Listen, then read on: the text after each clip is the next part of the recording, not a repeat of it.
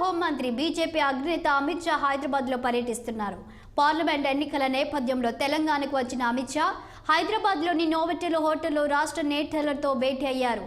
అనంతరం చార్మినార్ భాగ్యలక్ష్మి దేవాలయానికి వెళ్లారు. వచ్చే పార్లమెంట్ ఎన్నికల్లో గెలిపే లక్ష్యంగా బీజేపీ పనిచేస్తుందని రాజ్యసభ ఎంపీ లక్ష్మణ్ తెలిపారు. అమిత్ షా సూచనల మేరకు పార్టీ గెలుపు కోసం పనిచేస్తామంటున్న బీజేపీ అగ్రనేత లక్ష్మణ్తో మా ప్రతినిధి Madhavi face to face. OBC అధ్యక్షులు లక్ష్మణ్ గారితో ఉన్నాము. సార్ చెప్పండి, ఇప్పుడు ఈ పార్లమెంట్ ఎలక్షన్స్లో మీరు ఎక్కడి నుండి పోటీ చేయబోతున్నారు? భారతీయ జనతా పార్టీ రాష్ట్రంలో జరుగుతున్నటువంటి లోక్సభ ఎన్నికల్లో 17 స్థానాల్లో బీజేపీ గెలుపు కోసం ఒక ప్రత్యేకమైనటువంటి కార్యాచరణ ప్రణాళిక రూపొందించి ఈరోజు కేంద్ర హోంశాఖ మంత్రి అమిత్ షా గారు రాబోతున్నారు. దేశవ్యాప్తంగా కూడా మోదీ గారి ప్రభంజనం వీస్తూ ఉన్నది. మోదీ గారిని ప్రధానమంత్రిగా చూడాలని ఉవ్విళ్ళూరుతూ ఉన్నారు. మూడవసారి ప్రధానమంత్రి అయితే భారతదేశం 3వ ఆర్థిక దేశంగా తీర్చిదిద్దడానికి మోడీ గ్యారంటీ. అందుకనే ప్రజలు మొన్న జరిగిన ఎన్నికల్లో స్థానిక అంశాలకు ప్రభావితమై ఓటేసి ఉండొచ్చు.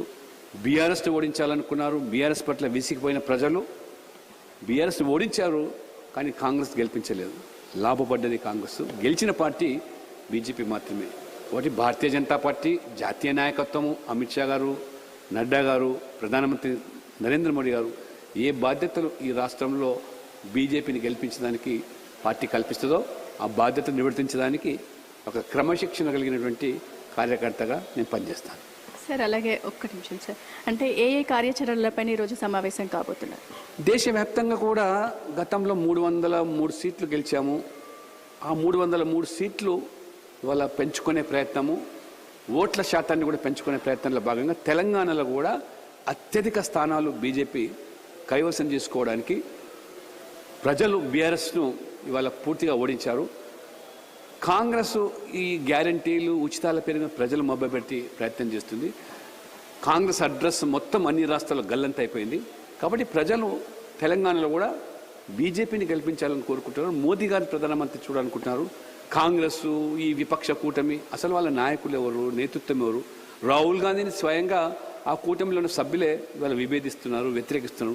మల్లికార్జున్ ఖార్గే మా అభ్యర్థి అంటున్నారు, మా నాయకుడు అంటున్నారు. కాబట్టి వాళ్ళని ఒక స్పష్టత లేదు. కాబట్టి దీన్ని దృష్టిలో పెట్టుకుని తెలంగాణలో 17 సీట్లను భారతీయ జనతా పార్టీ గెలుపు కోసం తీసుకోవాల్సినటువంటి అంశాల మీద మాకు ఇవాళ అమిత్ షా గారు హోంమంత్రి హోదాలో మాకు వారు మార్గదర్శనం చేయబోతున్నారు. Thank you so much. So చూశారు కదండి, ఇది మనకు బీజేపీ ఓబీసీ అధ్యక్షులు లక్ష్మణ్ గారు.